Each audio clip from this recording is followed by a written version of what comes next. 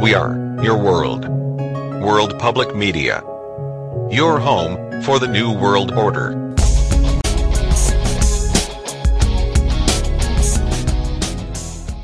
Breaking news this hour, the Russian Defense Ministry has confirmed that Russian fighter planes have conducted their first airstrikes against ISIL positions in Syria. And that's after the Russian president was given the go-ahead by Russian lawmakers. The only way to combat terrorism in Syria and in neighbouring countries is to act preventatively, to destroy the terrorists on the territories that they've already captured.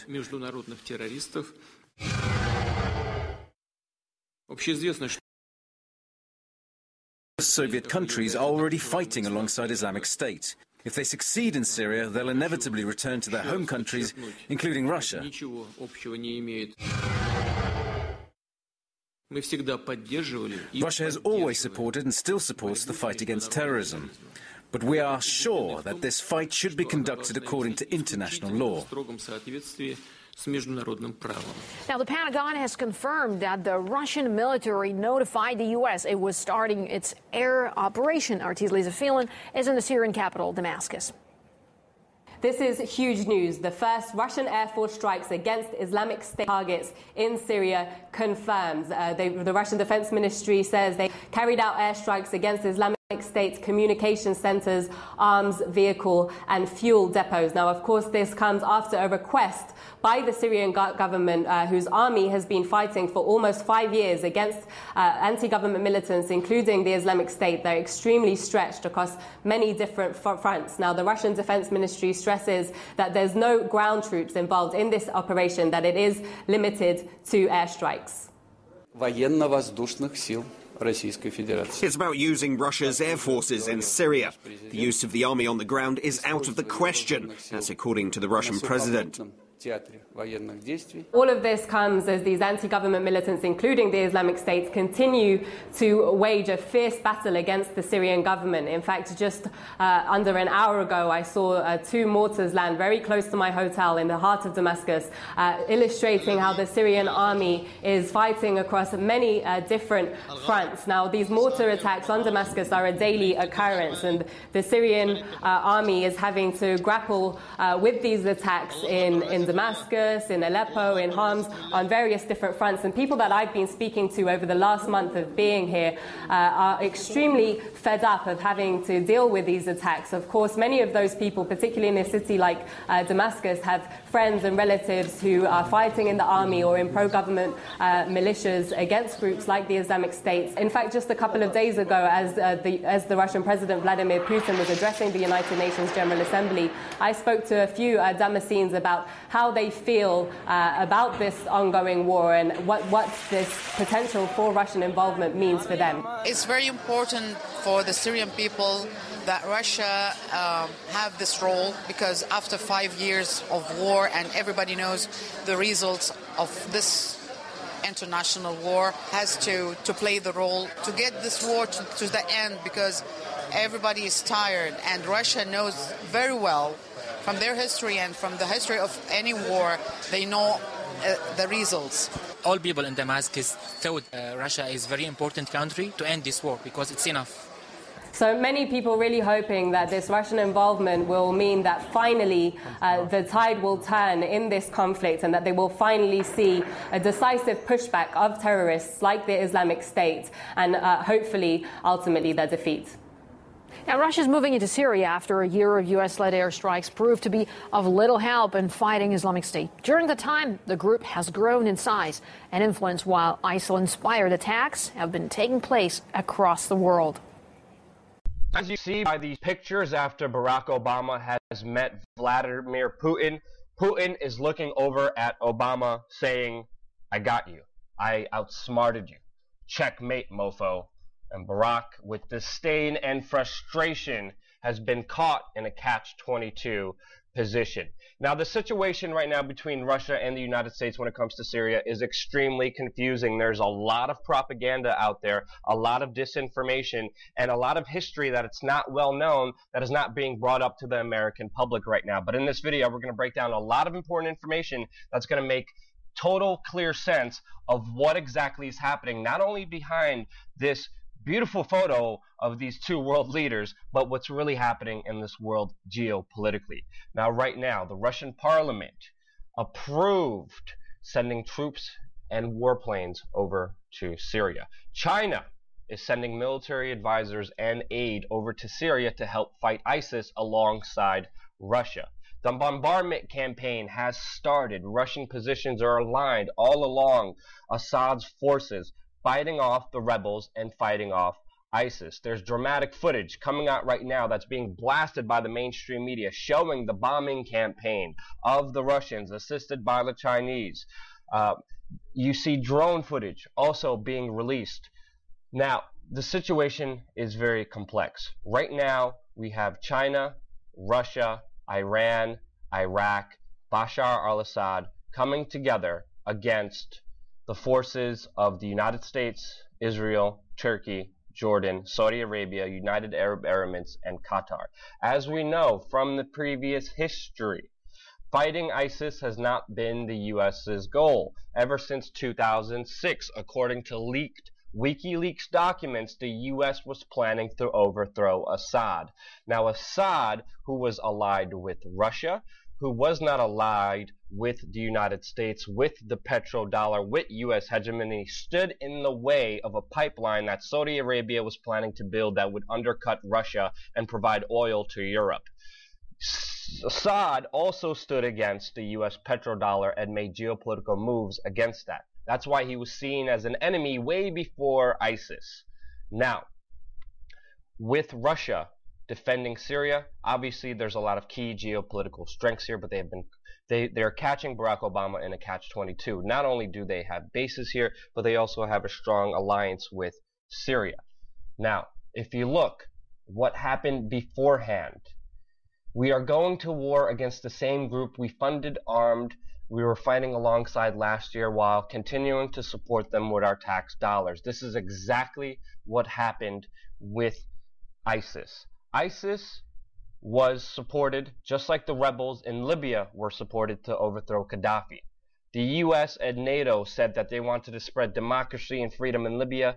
They bombed that country like we are bombing Syria, and did bomb Syria before, and we overthrew Gaddafi, and now the country is in turmoil. It is destroyed with just religious fighting from all different sects, and that country has been utterly polarized and destroyed with sectarian violence because of the U.S. involvement. There's no democracy, there's no more freedom. The U.S. did the same strategy by funding and supporting Syrian rebels. They called them the freedom fighters.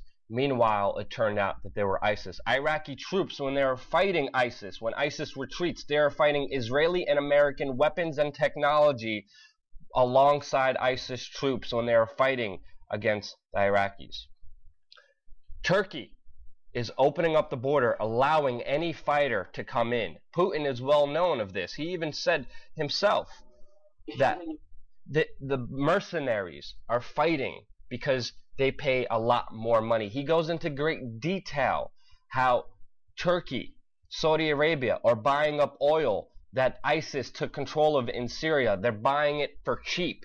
Where are the U.S. sanctions when it comes to Turkey and Saudi Arabia financing ISIS by buying their oil? They put sanctions on Iran. They put sanctions on Russia. But they do not put sanctions on the very people giving ISIS almost millions and millions of dollars every single day, financing their operations. U.S. had secret training facilities in Jordan that admittedly are training al-Nusra fighters that are going against Syria. Israel is bombing Assad forces as they're making headway against ISIS. The goal was never to defeat ISIS. The goal was always to overthrow Assad, who was standing in the way of U.S. hegemony and the U.S. petrodollar. You see John McCain here, who visited Syria, was standing behind these so-called freedom fighters. They all turned out to be ISIS. That's why the Pentagon right now is stopping the rebel training program that they have in Syria, because it's not working. All the arms and all the trainings are going towards radical Islamists, al-Nusra and ISIS. And that's why Russia is now stepping in saying, no, we're really going to bomb this. The U.S. was supposed to be bombing ISIS, as we've heard in the news, but they are even refusing to bind training camps that are turning out thousands of fighters a month. Even NPR reported just after a year of supposedly bombing ISIS, the U.S. campaign shows limited gains because the U.S. does not want to defeat ISIS. The U.S. wants to defeat Assad because he's standing in their way. Now, the United States is saying that Russia is destabilizing Syria. Meanwhile, it was the United States funding and training rebels with Turkey, Israel, Saudi Arabia, Qatar, United Arab Emirates, who have done so in the beginning.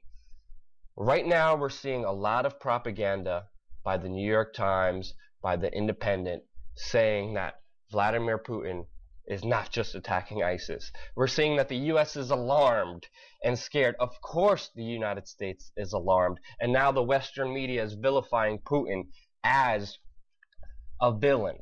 Now, if you look at the bombardment campaigns, they have been targeting anyone standing against Assad, obviously. That's because they have an alliance together. And now these two global powers, these two great alliances, the United States, Saudi Arabia, Turkey, Qatar, which have been knowingly supporting ISIS rebels, even Jordan, are facing off against Syria, Iraq, Iran, Russia, which have joined also in an intelligence pact, sharing information on how to defeat ISIS alongside China, that is aiding them in this battle. We see these global forces facing off against each other with this very important prized geopolitical territory known as Syria. Tensions are escalating. Many people are saying World War III would break out between all these major factions, and it very well may be that situation. But to stop it, we have to be informed about what is really happening and the true history of it. So if you found this informational helpful, send it out to all your friends, because the mainstream media is sending a lot of propaganda, not dealing with the whole picture. No side is right. Bombing and killing people is wrong, whether it's Assad, Russia, whether it's Israel or the United States. Bombing people is not right. These two forces are only creating more hatred and destruction. But to stop it, we need to understand it.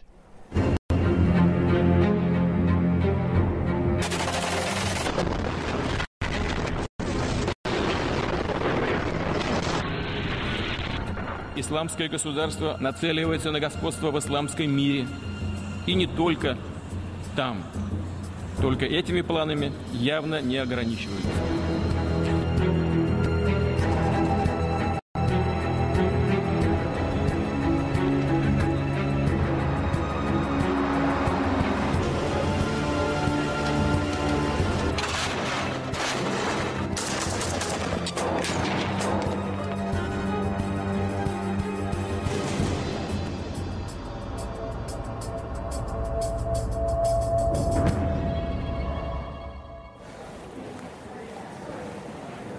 Now, Russia's plan to fight against ISIL in Syria was raised during the meeting of Russia's president with his American counterpart this week.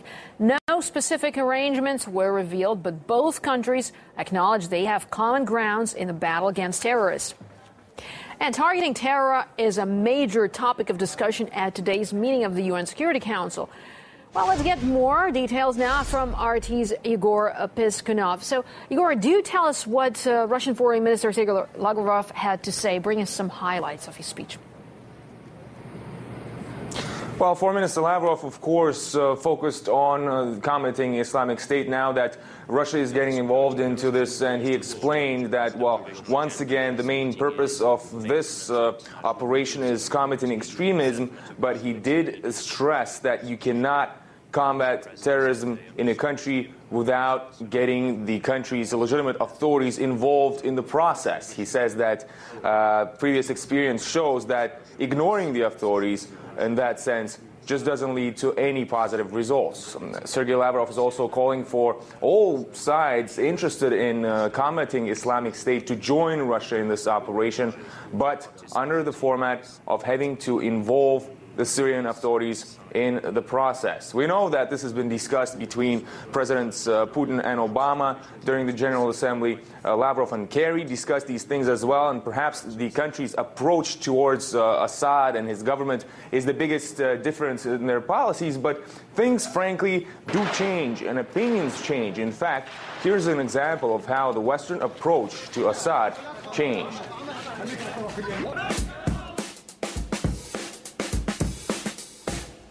You can't continue to double down on a strategy that's doomed to failure.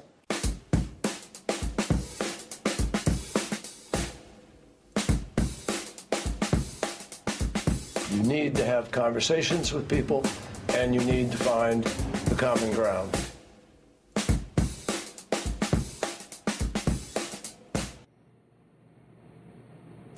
Russia has been calling for the establishment of a joint coalition in the fight against Islamic State, and I think, well, that is very likely to be one of the main issues raised at the Security Council as well. All right, Igor, thanks for bringing us this update from New York. Igor Biskunov there. And let's get now more reaction from Mike Hoogem, the UK Independence Party's defense spokesperson.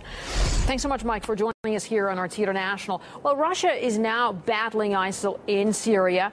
So what are your thoughts on this move? I mean, is it a good thing that another military power is joining the fight?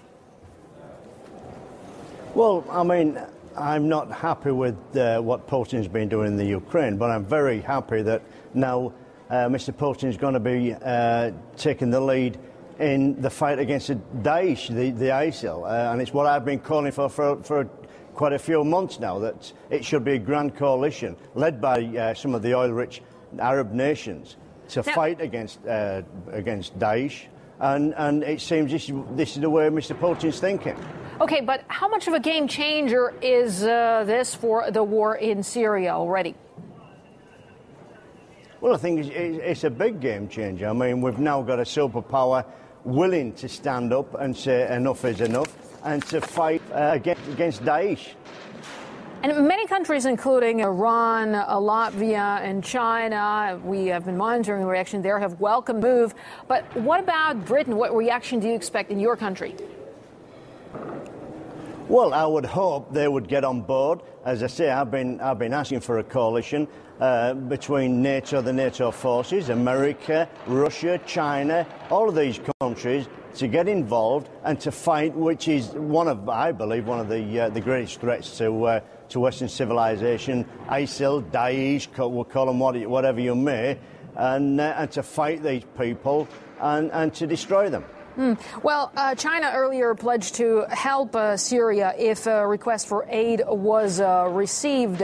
What kind of help are we talking about here? Would Beijing consider sending in warplanes? What do you think? Well, I think, again, Putin will be sending in warplanes, will be sending bombing missions.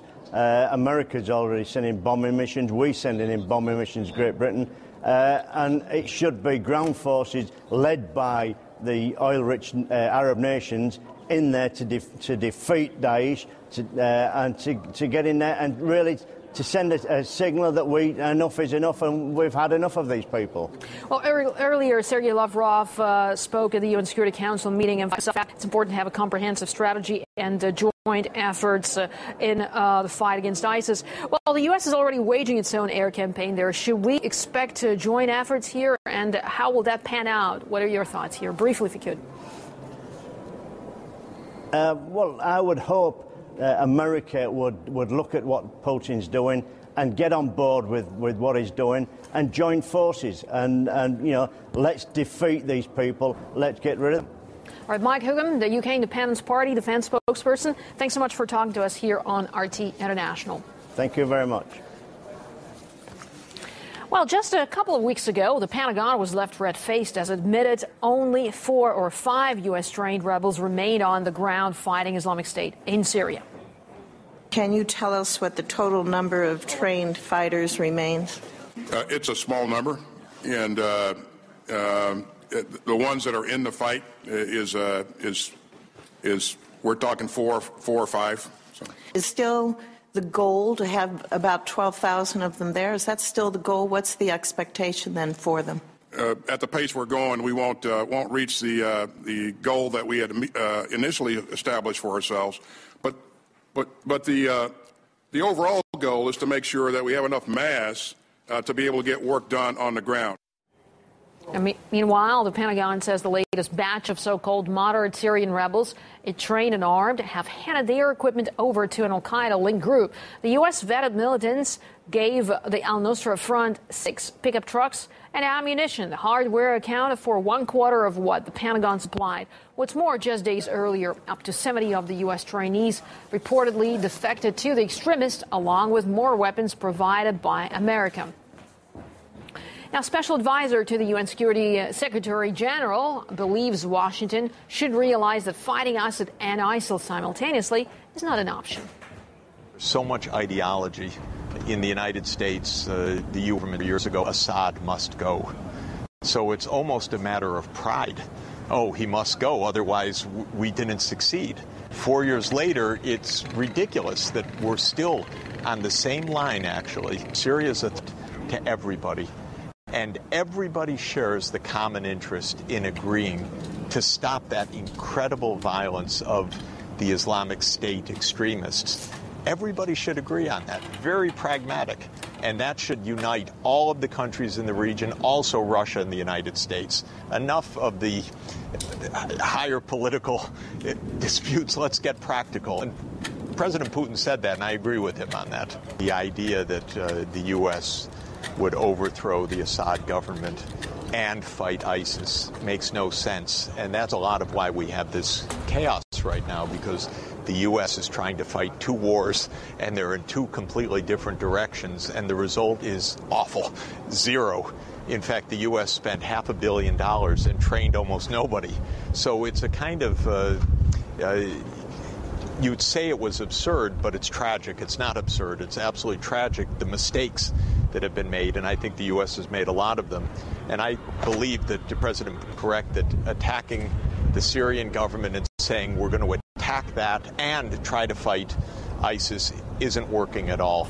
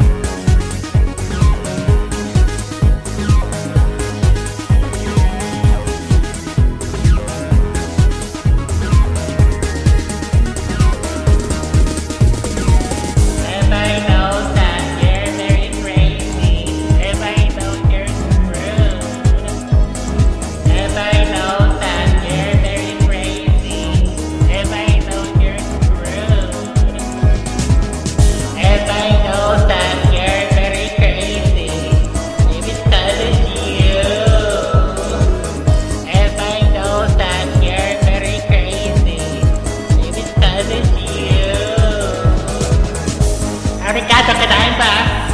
I got you.